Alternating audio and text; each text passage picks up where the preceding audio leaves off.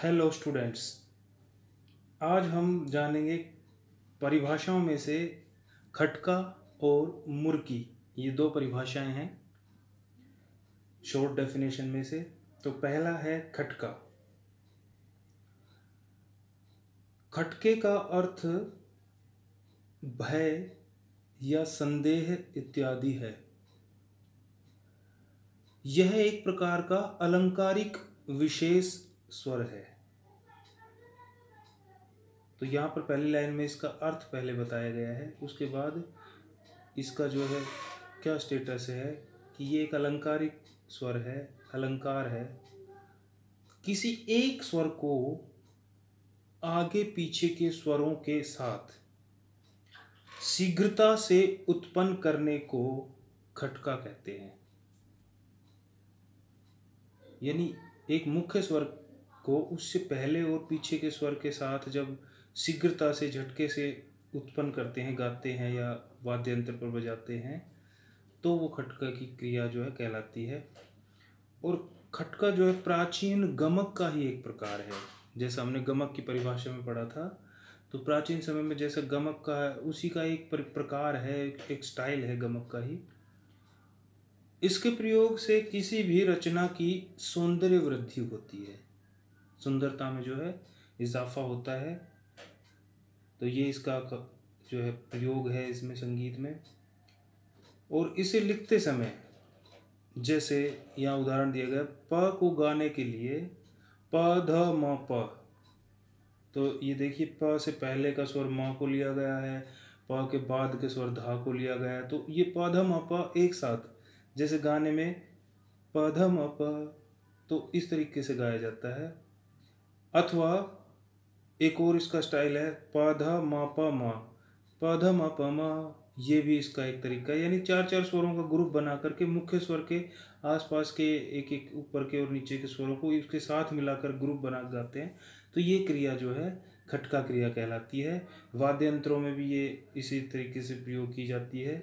यानी स्वरों के छोटे छोटे ग्रुप होते हैं, लेकिन मुख्य स्वर भी एक होता है बीच में। और इसको लिखने के लिए स्वर को जिसको खटका देना है उसको कोष्ठक में लिखते हैं। यानी कोष्ठक होता है, ब्रैकेट को कहते हैं, तो उसको लिखा जाता है। जैसे पास स्वर को यहाँ लिखा गया था ऊपर ब्रैकेट में।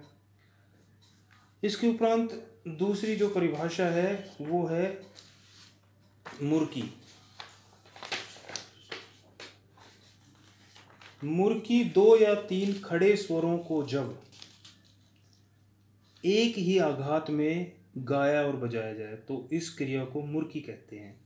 यानी दो तीन स्वर इकट्ठे जो है खड़े स्वर एकदम, उनको एक साथ एक ही आघात में एक झटके से जब गाते हैं या बजाते हैं तो ये है मुर्की। ये परिभाषा दी हुई है शुरुआत की जो लाइन है। और इस क्रिया का प्रयोग गायन अथवा वादन में सौंदर्य बढ़ाने के लिए किया जाता है। तो यहाँ पर इस स्वर का भी प्रयोग सौंदर्य वृद्धि के लिए है, तो ये भी एक अलंकारिक स्वर ही माना जाता है। जैसे नी अथवा नी आदि, जिस प्रकार रे सा नी बजाने के लिए रे स्वर पर मिजराब लगाते हैं। यहाँ पर ये जो एग्जाम्पल दिया जा रहा है ये सितार वादन की दृष्टि से दिया जा रहा है, मैं आपको पहले ही बताने जा रहा हूँ।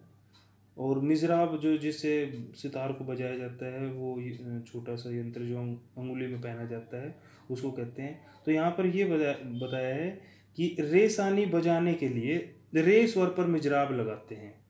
और मिजराब लगाते ही तर्जनी जो तीसरी नंबर की उंगली है उसको कहते हैं, सबसे छोटी से सेकंड लास्ट, लगाते ही तर्जनी सा और मध्यमा रे, मध्यमा उंगली उससे नेक्स्ट है, मध्यमा रे के पर्दे पर मिजराब लगाते ही जब मध्यमा तुरंत तार पर से हटेगी तो यह एक प्रकार का झटका देते हुए उठेगी।